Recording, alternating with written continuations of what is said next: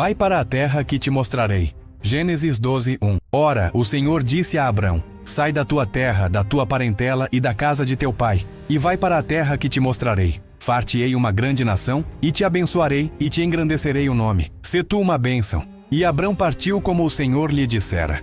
Explicação do hebraico. A palavra hebraica usada aqui é lesh lesha, que significa vai para ti. Não é um comando frio, é um convite pessoal de Deus. E note a palavra Abrão significa pai exaltado, mas Deus vai mudar seu nome para Abraão, pai de multidões. Porque Deus não apenas chamou Abraão, Deus transformou sua identidade, seu propósito, sua descendência. Deus fez 4 promessas a Abraão: uma grande nação, uma terra, um nome exaltado, bênção para todas as nações. Tudo isso se cumpriu. Abraão é pai de judeus, cristãos, muçulmanos, bilhões de pessoas descendentes de sua fé. Transição para um mapa animado da Mesopotâmia antiga, destacando a cidade de Ur. Primeiro, vamos nos situar no tempo. Abraão viveu por volta de 2000 a 1800 a.C. Historicamente, esse período é conhecido como a Idade do Bronze Médio. É uma época de grandes impérios, cidades-estado florescentes e avanços incríveis para aquele tempo. E onde exatamente ele nasceu?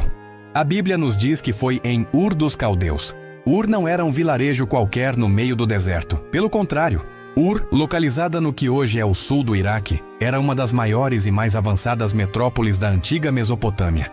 Pensem em Nova York ou Tóquio da antiguidade. Era um centro pulsante de comércio internacional, com uma arquitetura impressionante, como os famosos zigurates, que eram templos gigantescos em forma de pirâmide escalonada. Havia um sistema de escrita, leis e uma sociedade complexa. Era um lugar de grande cultura e tecnologia para a época. Cena muda para imagens ou representações da religião mesopotâmica, ídolos, etc. Mas Ur também tinha um lado sombrio, espiritualmente falando. Era um grande centro de idolatria. A religião politeísta dominava a vida das pessoas. E a Bíblia é clara ao afirmar que a própria família de Abraão, incluindo seu pai, servia a outros deuses. Imagine crescer em um ambiente onde a idolatria era a norma. Fazia parte do tecido social, da cultura, de tudo, era o padrão. E é exatamente aqui que a história de Abraão se torna extraordinária. No meio dessa escuridão espiritual, no coração de uma das cidades mais idólatras do mundo antigo, Deus escolhe um homem. Ele chama Abraão para fora. Não foi um convite para mudar de bairro. Foi um chamado para abandonar completamente seu mundo. Deus o separou daquele sistema para iniciar algo totalmente novo. Você volta à câmera com uma expressão mais reflexiva. Pensem no peso dessa decisão. Abraão tinha que deixar tudo para trás. A segurança de uma cidade murada, sua carreira, sua casa, a maior parte de sua família, seus amigos, sua cultura, tudo o que ele conhecia. E o mais impressionante? A Bíblia diz que ele obedeceu e saiu sem saber para onde ia. Ele não recebeu um mapa com o destino final, nem um panfleto turístico da Terra Prometida. Ele tinha apenas a promessa e a voz de Deus. A fé dele foi posta à prova desde o primeiro passo. Mapa animado mostrando a rota de Ur a Harã e depois para Canaã. E que jornada foi essa? Abraão não foi sozinho. Ele levou sua esposa, Sara, seu sobrinho, Ló, além de todos os seus servos e seus rebanhos. A primeira parte da viagem foi de Ur até Harã, uma outra cidade importante ainda na região da Mesopotâmia. Ali eles permaneceram por um tempo. Depois da morte de seu pai, o chamado de Deus ecoou novamente, e ele continuou a jornada, descendo em direção a Canaã, a terra que hoje conhecemos como Israel e Palestina. Estamos falando de uma viagem de centenas e centenas de quilômetros. Isso não era uma viagem de carro com ar-condicionado. Era a pé ou em lombos de animais, atravessando desertos, territórios hostis, lidando com a falta de água, o perigo de ladrões e a incerteza do amanhã. E tudo isso por quê? Porque Deus disse: sai da tua terra e vai.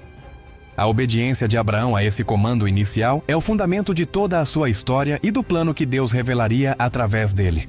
Conclusão: você se dirige diretamente à câmera com um tom encorajador. Entender esse contexto nos ajuda a ver a magnitude da fé de Abraão. Ele não era um nômade do deserto por natureza. Ele era um homem urbano que escolheu uma vida de peregrinação por obediência a Deus.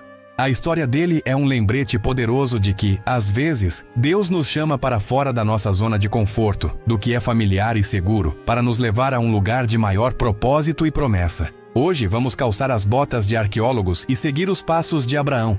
o pai da fé. Prepare-se porque as evidências que vamos ver podem abalar as suas convicções. A Bíblia diz que Abraão veio de uma cidade chamada Ur dos Caldeus. Por séculos, muitos pensaram que isso era apenas uma lenda. Até que, em 1922, o arqueólogo britânico Leonard Woolley começou a escavar no sul do Iraque. E o que ele encontrou? Exatamente o que a Bíblia descreve. Uma metrópole antiga, poderosa e sofisticada. Lá estava um imenso zigurate, uma pirâmide em degraus dedicado ao deus Luanana.